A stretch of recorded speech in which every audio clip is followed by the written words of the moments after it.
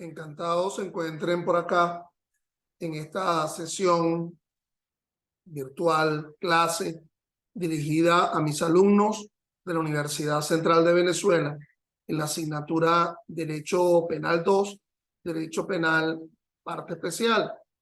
Mi nombre es Ángel Serpa Aponte y esta clase estamos transmitiéndola hoy, día 23 de noviembre de 2022 a las 4 de la tarde, dirigida fundamentalmente a mis alumnos. Clases estas que la pueden encontrar en mi canal YouTube, Ángel Serpa Aponte, a los efectos de quien quiera suscribirse al mismo y encontrar respuesta a algún tipo de problemática vinculada al derecho penal constitucional, al derecho procesal penal. Hoy nos convoca el tema del homicidio agravado, ese que en nuestro Código Penal se ubica en el artículo 407 del Código Penal.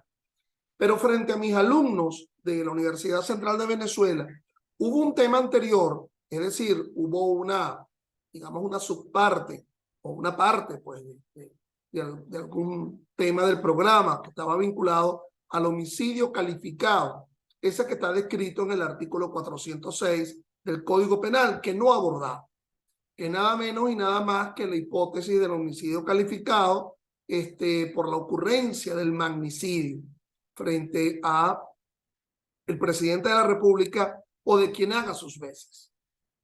Vamos a reubicarnos en el contexto. Recuerden que estamos hablando de homicidio intencional, aquel que está descrito en su tipo base en el artículo 405 de nuestro Código Penal, dentro de esa ilicitud penal ortodoxa. El que intencionalmente diere muerte a otro será sancionado con una pena de 12 a 18 años de presidio. Ahora, esa hipótesis, conformada en su aspecto objetivo, dar muerte a otro por actos, digamos, proactivos o por una omisión, bajo una condición culpabilística de un animus necandi, un animus occidendi, un ánimo de muerte, se ve agravada, y la doctrina lo ha denominado homicidio calificado, en las hipótesis que se describen en el artículo 406 de nuestro Código Penal. Esas hipótesis están vinculadas tanto a la realización de otro delito y que al final del asunto se deriva, más bien es la muerte, o es por la cualificación o calificación del tipo de víctima, o es en atención de la modalidad comisiva, del medio comisivo. Así se ubican los diferentes numerales de ese artículo 406, y aquí estoy haciendo solamente un corolario. En ese numeral primero, en donde se aborda, por ejemplo, la realización del homicidio, actuando a traición o sobreseguro, por la vía de lo que se denomina la alevosía, que también está descrita como un agravante genérica y hasta está descrita su significación en el numeral primero del artículo 77 del Código Penal. Realizarlo por sumersión, realizarlo con veneno, realizarlo por incendio o en la realización de otros delitos. Los llamados delitos calamitosos, que se ubican dentro del título séptimo del libro segundo del Código Penal, o en la realización de un solo delito contra la propiedad, que sería el robo agravado, porque mal se pudiera entender, contrariando lo que establece la propia pauta de la norma, que se pudiera cometer un homicidio en ocasión de un hurto, o en ocasión de una difamación, o en ocasión de un secuestro. Ello sí es posible. Lo que pasa es que, digamos, se vació ese contenido del homicidio en ocasión del secuestro a lo que establece la ley contra el secuestro y la extorsión. Homicidio en ocasión de secuestro. Entonces, fue trasladado como una hipótesis de ilicitud penal colateral, quedándose solamente la de la comisión de el homicidio en ocasión del robo agravado, ese robo agravado descrito en las pautas del artículo 458. Y no pienso repetir las clases, y realmente les recomiendo que vayan a las sesiones anteriores vinculadas a este año lectivo 2022-2023 en mi página, en mi canal YouTube Ángel Serpa Ponte, donde están explicadas de una forma mucho más abundante esas hipótesis del homicidio calificado del artículo 406.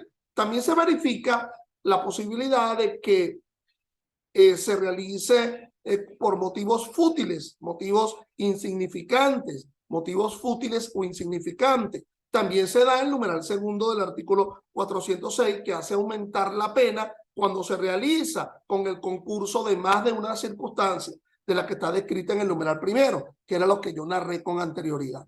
Luego nos encontramos con las hipótesis del numeral tercero de ese artículo 406, en donde se aborda el tema del parricidio, del matricidio, del filicidio, matar a ascendiente o matar a hijo. Y recuerden todo lo que habíamos abordado frente a la posibilidad de que se vacía de esa ilicitud dentro del Código Penal muchas de estas hipótesis y se circunscribe al ámbito del femicidio. Sí, es por una relación de desprecio de género en atención al grado de afectividad, que aunque fuese de carácter parental y no fuese una afectividad de carácter sentimental, relación hombre-mujer, también ese grado de afectividad es lo que está presente dentro del femicidio, presente o descrito en la Ley Orgánica sobre el derecho a la mujer a una vida libre de violencia. Finalmente, dentro de esa hipótesis del homicidio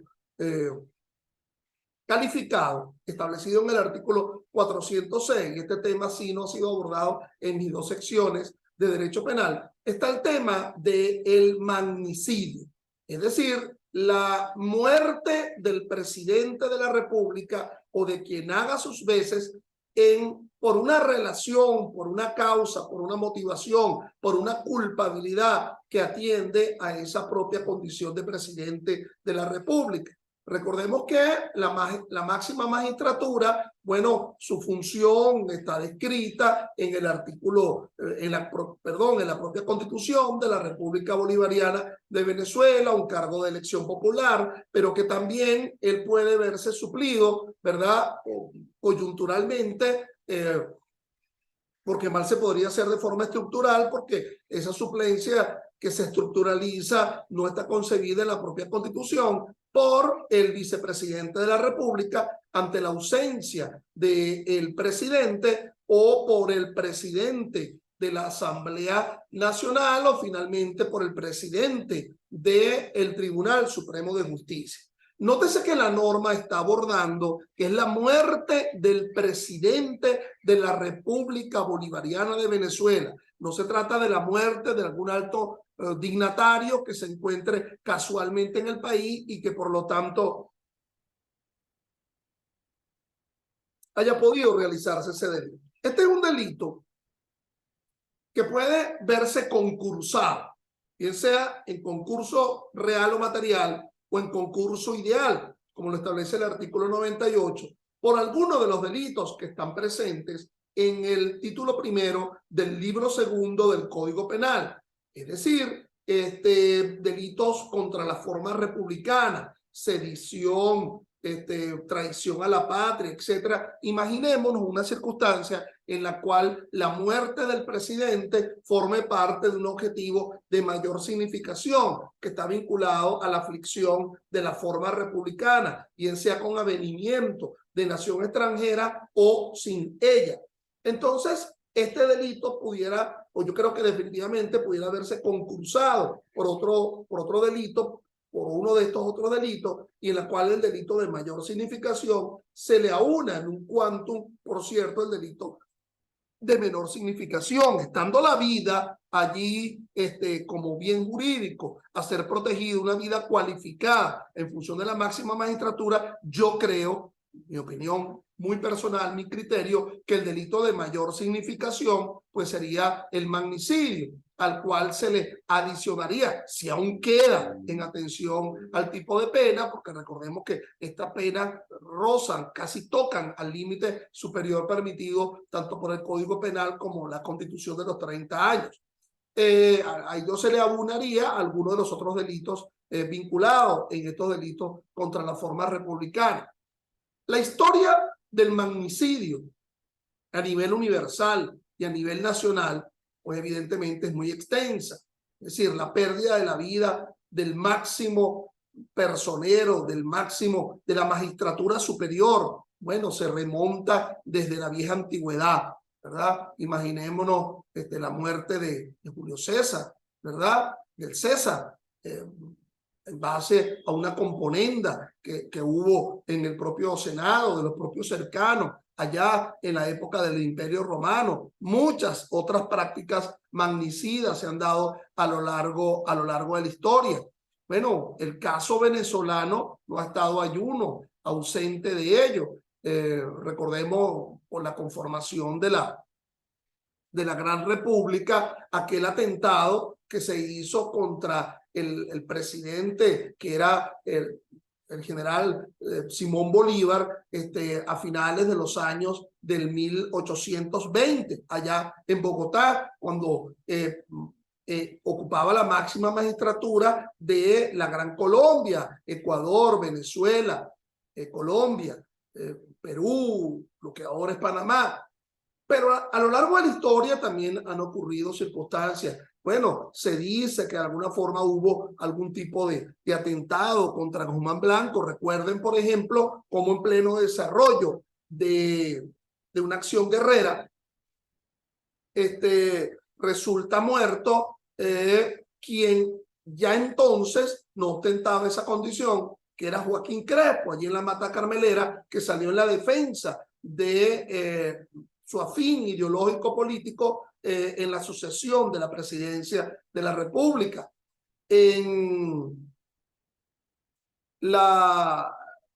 Se mató al vicepresidente de la República en Miraflores, Juancho Gómez, ¿verdad? Durante el gobierno de Juan Vicente Gómez. Pero evidentemente los dos casos más significativos están vinculados a lo que ocurrió, pues definitivamente a finales de los 40, comienzos de los 50, en la cual se dio la muerte del presidente de la Junta de Gobierno, que era Carlos Delgado Chalbó. Esa junta de gobierno, luego de la caída del gobierno de Rómulo Gallego, esa junta integrada por, entre otros, por Carlos Delgado Chalbó y quien la presidía, y Marcos Evangelista Pérez Jiménez. Entonces, hubo un secuestro inicial del de Carlos Delgado Chalbó como miembro de la junta, y luego ocurrió la muerte de dicho presidente de la Junta Militar. Se conocieron el autor material, Urbina, pero el autor intelectual, bueno, siempre ha quedado eso en las nebulosas de la historia, y mucha gente se les indica, pues, a Marcos Evangelista Pérez Jiménez la realización de dicho magnicidio, porque le convenía. Al final del camino quedó él gobernando hasta que hubo el derrocamiento de su dictadura el 23 de enero del año 1958. Luego de unas elecciones fue electo Rómulo Betancourt, y Rómulo Betancourt, siendo presidente de la República, en un acto protocolar, en un desfile militar en ocasión de un día de fiesta nacional, dirigiéndose a el sector de los próceres en Caracas, bueno, ocurrió un atentado contra su persona a través de la explosión de un carro que se encontraba aparcado. Hubo autores materiales, resultó ileso, aunque con quemaduras considerables, el presidente de la República, Rómulo Betancourt, y dentro de la autoría intelectual, nada menos y nada más, se encontraba el presidente de otro país, el presidente de República Dominicana, Rafael Leonidas Trujillo. Y bueno, aquí ciertamente este magnicidio estaba vinculado en concurso con lo que establece el título primero de nuestro libro segundo de nuestro Código Penal, en atención a la participación de naciones extranjeras. Salió ileso, por lo tanto, resulta que era un magnicidio, un homicidio calificado, magnicidio a título de frustración, puesto que realmente se detonó, el acto ejecutivo era tendente y propicio para causar la muerte, pero por cosas del destino y por cosas vinculadas a la propia manera tan rápida como se escabulló del carro el presidente Betancourt, bueno, no logró consolidarse su muerte. Luego recordemos los sucesos en la historia en la cual el 4 de febrero del año 1992 hubo un golpe de Estado contra el presidente de la República, Carlos Andrés Pérez, y se agredió inclusive la casa de habitación presidencial, en la casona donde estaba su familia, su esposa, sus hijas. El presidente de la República no estaba en ese momento. Recordemos que cualquiera hayan sido los delitos que se le hubiesen imputado a los que participaron en el mismo, fueron sobreseídos por parte, por un indulto por parte del presidente de la República, Rafael Caldera. Bueno, hasta que recientemente se habla de unos sucesos que se escenificaron durante los años del 2010, 2018 específicamente, 2019, en la cual se sindican a muchas personas en la realización de un magnicidio contra el presidente de la República, Nicolás Maduro. Por cierto, también los hechos acaecidos en los próceres, ¿ok? Bueno, esa es la historia, digamos, reciente frente al tema del magnicidio. Obviamente que el elemento culpabilístico juega un papel fundamental, es decir, el ánimo, el dolo, está vinculado con una relación de carácter política.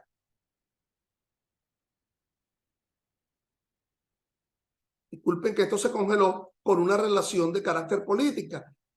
Atiendan también a la idea de que yo en cada uno de estas disertaciones siempre suelo recomendar un libro. Y como lo mencionaba en la sesión pasada, bueno, además del libro, pues, además de Grisanti y de otros autores que han escrito, pues, en materia de parte especial del derecho penal, yo recomiendo altamente este libro de este autor colombiano, El homicidio, en varios tomos. Este es el tomo 2, ¿verdad? Ya va por su tercera edición, del autor colombiano Jesús Orlando Gómez López, donde el doctrinario Gómez López se pasea por todas esas variables del homicidio intencional, tanto el homicidio agravado, el homicidio calificado, el homicidio, digamos, concausal, aunque esté vinculado al Código Penal colombiano, es muy cercano, dicho Código Penal, en cuanto a la descripción de los tipos y subtipos, al Código Penal venezolano, en esa ilicitud ortodoxa que viene de ese tronco común, que es el Código Penal español, que a su vez fue copia del Código Sanardelli, el Código italiano de finales del siglo XIX. Bueno, ese magnicidio, como lo he referido, se comete contra la figura del presidente o jefe de Estado, o a falta de quien ejerce sus funciones, del vicepresidente, o en casos especiales el presidente de la Asamblea Nacional asumiendo el cargo de presidente o de jefe de Estado. Dada la significación, por eso es que se otorga una mayor pena, por eso es que se cualifica o se califica, es una de las hipótesis de homicidio calificado, aunque ya saben que el 407 establece la figura del llamado homicidio agravado, que no es más que una denominación por parte de la doctrina. El sujeto activo del delito de magnicidio es indiferente, puede ser cualquiera quien lo cometa. Obviamente, a diferencia del sujeto pasivo, que debe ser calificado, es la figura del presidente o quien ejerza sus funciones para que pueda ser calificado de magnicidio propio. Obviamente, como delito de resultado, admitirá formas imperfectas. Por lo tanto, la posibilidad de la tentativa, en la cual, es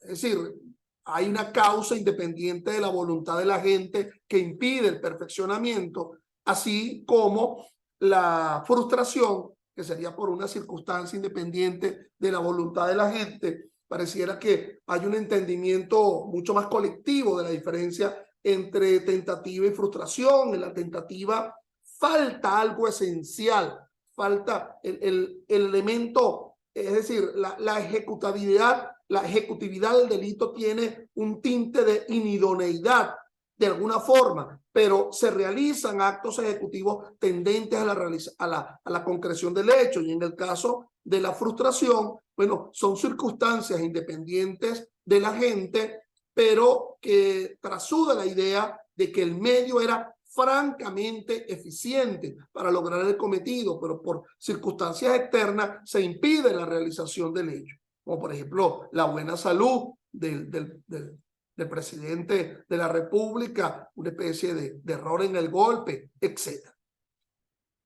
Vamos a pasar ahora al homicidio agravado, que está descrito en el artículo 407 del Código Penal.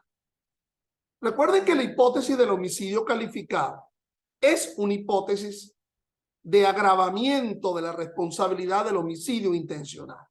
Pero la doctrina ha tendido a diferenciar entre homicidio calificado, porque se cualifican la víctima, se cualifican los medios comisivos, frente al homicidio agravado que está descrito en el artículo 407 del Código Penal, con dos hipótesis exclusivamente. Aquí la pena es de 20 a 25 años y el numeral primero encierra la pena para a quien perpetre el homicidio en la persona de su hermano. Es lo que se llama el fratricidio. Fratricidio. La víctima, hay una relación fraterna en cuanto a el carácter parental, siendo hermana. Es irrelevante que sea hermano de un solo padre. Es decir, que sea la hermandad común por el padre o por ambos progenitores. O que fuese de un hermano adoptado. Lo importante es que en el dolo del fratricida se asuma la idea de la noción, elemento de representación, elemento cognitivo, la noción de la capacidad aflictiva de mi acción o omisión para causar esa muerte. Pero además la noción de que a quien estoy matando se mantiene incólume, está vivo, ¿ok? Recuerden lo expresado en las clases anteriores y sesiones anteriores, presenciales o virtuales, en el sentido de la irrelevancia de que la víctima quisiera ser matada. Es francamente irrelevante y que haga todo en función de ello. En todo caso, cuando mucho sería incorporado por la vía de la culpa de la víctima, descrita en el artículo 74.4 del Código Penal como una circunstancia atenuante. Además, déjeme decirle que este homicidio, esta hipótesis de homicidio agravado, como todos los subtipos, también se expresan en una dosimetría, un límite inferior de 20 años, un límite superior de 25 años, lo cual obliga por una circunstancia de orden público a siempre escoger el término medio. Y si se va del término medio a un límite inferior, es porque se encuentran circunstancias modificativas de la responsabilidad penal atenuantes, las que están descritas en el 74 del Código Penal. Por ejemplo, la condición etaria, haber cometido ese homicidio teniendo entre 18 o 21 años. Mal se podría abordar la hipótesis de la preterintencionalidad, porque la preterintencionalidad ya surge como un subtipo conforme a lo que describe el artículo 410 del Código Penal. Pero haber precedido injuria sí pudiera estar presente, o inclusive la de la llamada culpa de la víctima, de alguna forma, en la realización intencional de este homicidio de un hermano o de una hermana. Por otra parte, dentro de ese dolo, ese elemento ha de estar subyacente dentro de ese elemento cognitivo. Se está en la idea, se sabe que se está matando a un hermano. Obviamente que las motivaciones han de estar vinculadas a un ámbito, digamos, de carácter parental, qué sé yo, un problema de contenido sucesoral, un problema de carácter filiatorio, de reconocimiento. Es decir, de alguna forma ello ha de estar presente, porque no solamente debemos tomar en cuenta el resultado, sino que obviamente como no existe responsabilidad objetiva en el ámbito penal venezolano, conforme lo establece el artículo 61 de nuestro Código Penal, esa noción culpabilística de estar presente en el entendimiento del tipo de víctima que se está ultimando. Lo mismo que relataba yo con respecto a las hipótesis del 406 estaría presente en este 407, cuando existe una circunstancia de desprecio de género que se aúna a la propia culpabilidad de querer matar al hermano. En este caso, a la hermana. O sea, de desprecio de género, siendo el hermano quien estaría matando a la hermana, y ya no solamente obra el aspecto culpabilístico de la relación fraterna, del fratricidio propiamente dicho, sino por el desprecio de género, perfectamente se podría despojar la responsabilidad penal por vía del Código Penal y endosarla a la responsabilidad penal por vía del femicidio descrito en la Ley Orgánica sobre el derecho a la mujer a una vida libre de violencia.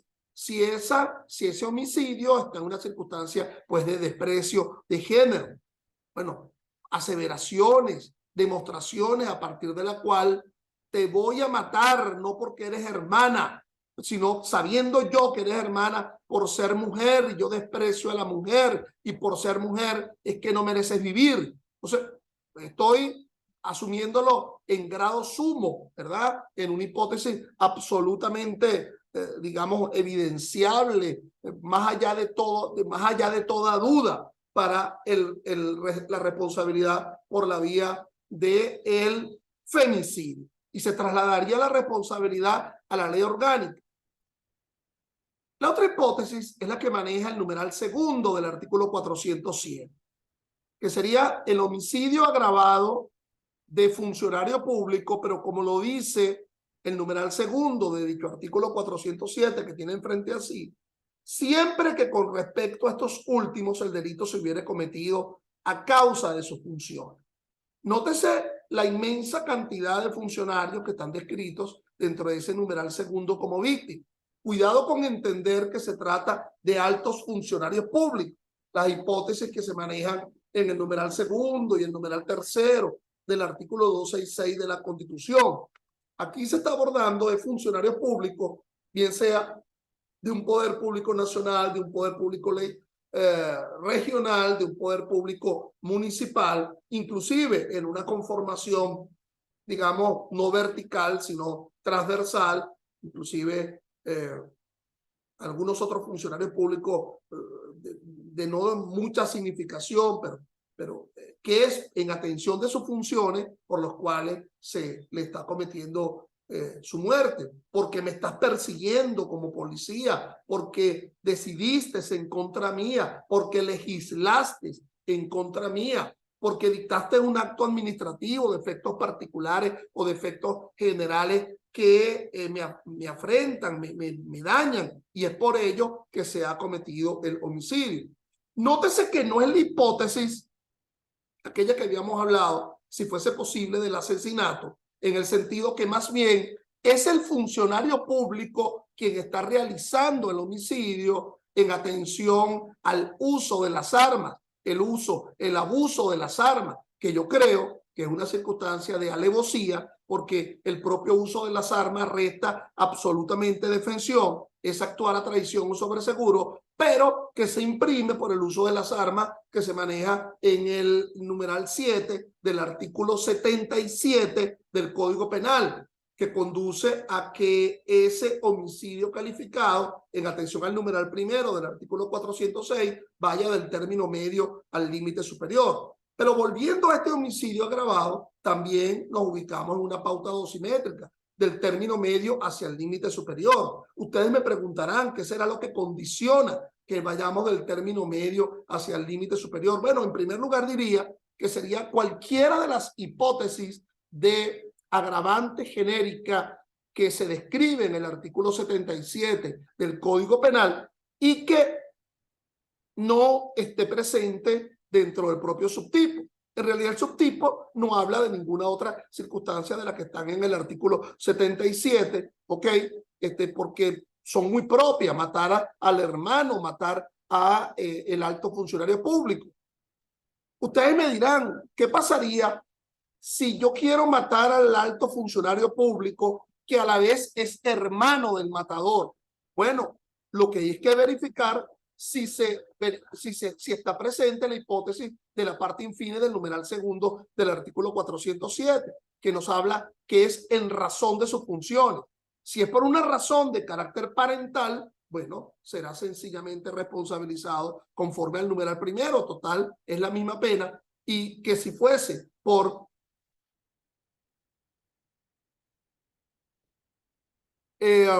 en razón de sus funciones, estaríamos hablando de la hipótesis del numeral segundo. Pero, más sin embargo, soy de los que cree que esto también es importante a los efectos de establecer la responsabilidad agravada en cuanto al término superior, del término medio al límite superior, si a pesar que sé que por razón de sus funciones, el matador ya sabe que a quien se está matando es al hermano. Entonces, allí se ubicaría un quantum, ¿verdad?, que iría del término medio a ese límite superior. Ese término medio al límite superior se ubica en la idea de, recuerden que la pena es de 20 a 25 años, estaríamos hablando de 22 años, 6 meses como término medio, de 22 años, 6 meses a el límite superior. Aquí está, digamos, la imagen más conocida, inclusive a partir del propio texto bíblico, ¿verdad? De Caín matando a Abel, como lo establece o lo describe el Antiguo Testamento. Caín y Abel, hijos de Adán y Eva, luego de que la familia, o por lo menos los padres, fueran expulsados del jardín. Esto del fratricidio proviene de la palabra frater, que significa hermano, y side, que significa matar, dar muerte deliberadamente a un hermano. Bueno, hay casos en la historia. Por ejemplo, el ex rey Juan Carlos I de España, a los 18 años, mató a su hermano Alfonso, de 14 años, de un disparo de pistola. Bueno, allí se imprime el tema de si se realiza por un error o si se realiza por culpa, o sencillamente la irresponsabilidad por inimputabilidad del menor. Caín mató a Abel, su hermano, en el primer libro de la Biblia, el Génesis, por la envidia que sentía por la predilección divina hacia su hermano. Bueno, vamos a abordar en el poco tiempo del que dispongo, a los efectos de incorporar esta clase a su visualización, el homicidio con causal. Yo creo que primero hay que leer la norma para hacerme entender. Artículo 408 del Código Penal.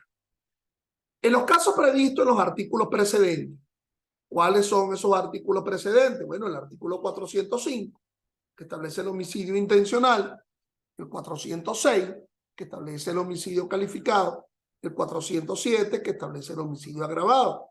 Recuerden que cada uno de ellos conlleva muchas hipótesis. Entonces podría haber un homicidio con causal realizado por sumersión, por incendio, por veneno, de un hermano, del presidente de la República, de la madre, del padre, por la utilización, por la realización de delitos contra la propiedad o por la realización de un delito calamitoso. Entonces sigamos con la norma, ese artículo 408. Cuando la muerte no se hubiera efectuado sin el concurso de circunstancias preexistentes desconocidas del culpable o de causas imprevistas que no han dependido de su hecho, la pena será de. Si se dan esas circunstancias, pero el resultado es el que se verifica en el artículo 405 del Código Penal, el del homicidio intencional, la pena de homicidio con causal será de 7 a 10 años. Si se dan esas circunstancias, es decir, sin el concurso de circunstancias preexistentes, desconocidas del culpado o de causas imprevistas que no han dependido de su hecho, pero el resultado que se verifica es el del homicidio calificado, entonces la pena por el responsable del homicidio concausal será de 10 a 15 años. Lo mismo pudiéramos decir con respecto a si el resultado es uno de los que está descrito en el artículo 407, que es el que describe el homicidio agravado, conllevar una pena de 8 a 12 años. Nótese que de 7 a 10 años es una pena la más inferior en lo que atañe a la realización del homicidio concausal. A esa le sigue de 8 a 12 años por el resultado que se verifique en el artículo 407, el del homicidio agravado, y de 10 a 15 años, que sería la más extrema, por el resultado que se verifica en el artículo 406 del homicidio calificado, pero siempre que se haya cometido sin el concurso de circunstancias preexistentes, desconocidas del culpado o de causas imprevistas que no han dependido de su hecho. Entonces, en primer lugar, hay que afirmar lo siguiente. Hay dos causas que conducen al resultado muerte. Son causas concomitantes que se suman, que se aunan. Algo así como los corredores de 100 metros planos, de 800 metros planos, esas carreras del atletismo, en donde se va y se entrega un testigo, ¿ok? El que arranca llega a determinado metraje y le entrega el testigo al otro que va a arrancar. El otro que va a arrancar toma el testigo y sigue corriendo. Es decir, el concausante inicial inicia un proceso ejecutivo que va a concluir con la muerte si a ese se le adiciona una relación causal que empieza de forma distinta a la anterior. Pero además, en la carrera, para seguir con el ejemplo, en la carrera, en donde hay la entrega de un testigo, ambos nos estamos conociendo. Ambos sabemos de su existencia. Hay una comunicabilidad. Aquí es distinto.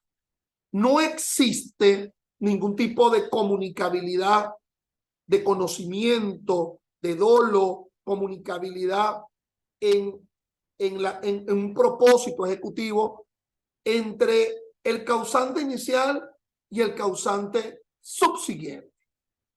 Es decir, son circunstancias desconocidas por el causante inicial. Ese causante inicial, con causa, ¿este cómo se denomina? Homicidio concausal, más de una causa. Ese causante inicial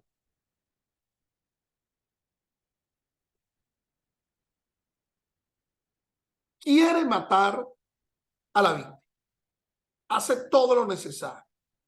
Es más, él cree, sigue en la idea de que su causa fue eficiente y que dejó al otro muerto. Pero no fue así. Su causa objetivamente es ineficiente. Pero esa causa se adiciona, se aúna a otro nexo ejecutivo, otra relación causal que proviene de otro origen distinto a mí, al causante inicial. ¿Cuál puede ser esa causa? Esa causa puede ser la actuación de otro que se hace responsable, de otro que con su conducta quiere rematar a quien hasta ahora había ostentado la condición de víctima. Rematar. No hay comunicabilidad. Si hubiese comunicabilidad, estaríamos hablando de una simple hipótesis de coautores en un homicidio intencional, en un homicidio calificado, en un homicidio agravado. El hombre que es muy robusto y que los dos victimarios son muy magros, muy flacos, y deciden lanzarlo desde la platabanda de una vivienda, desde el techo de una vivienda. Uno solo no lo hubiese podido hacer. Entonces tendría que ser los dos. Tú lo tomas por el tronco y tú lo tomas por las extremidades. Entonces, al grito de 3, 1, 2, 3, vamos, 1, 2, 3, lo lanzamos y al mismo tiempo ocurre la muerte. Entonces, allí hay una coautoría perfecta. O una coautoría perfecta en donde tú le das una parte del veneno y yo le utilizo la otra parte del veneno para rematarlo. ¿Ok? Tú lo lesionas hacia un lado, pero tú le das por el otro lado y con la sumatoria de lesiones sabemos que eso es proclive para realizar la muerte. Hay una corresponsabilidad absoluta. Aquí no. Entonces, esa otra concausa proviene de un actuar responsable penal. Por cierto, ese actuar responsable penal pudo haber sido de alguien que quiera matar al otro. Lo mato al que quedó, al que yo creí que lo dejé medio muerto en la cuneta de un edificio, de una vía, para quitarle el carro y le di de golpe y ya lo consideré muerto y lo tiré en la cuneta y entonces el otro está caminando por la vía y lo encuentra y le nota que tiene un celular y para quitarle el celular termina rematándolo. Si el inicial no lo hubiese tirado en la cuneta, el otro no lo hubiese visto y no lo hubiese rematado. Este segundo estaría actuando de una forma absolutamente plena, ¿verdad? Porque se está encontrando con alguien que está vivo y lo remata. Pero fíjate que el resultado que se obtuvo era el que quería el autor inicial. Si él no hubiese realizado lo conducente, no se hubiese logrado ese riesgo que no provenía de la propia víctima, sino de un actuar ulterior de otro. Vamos, que las causas pueden ser un hecho fortuito. Lo dejé, como este árbol, lo dejé allí, mal muerto, y el árbol se cayó por una circunstancia de la naturaleza.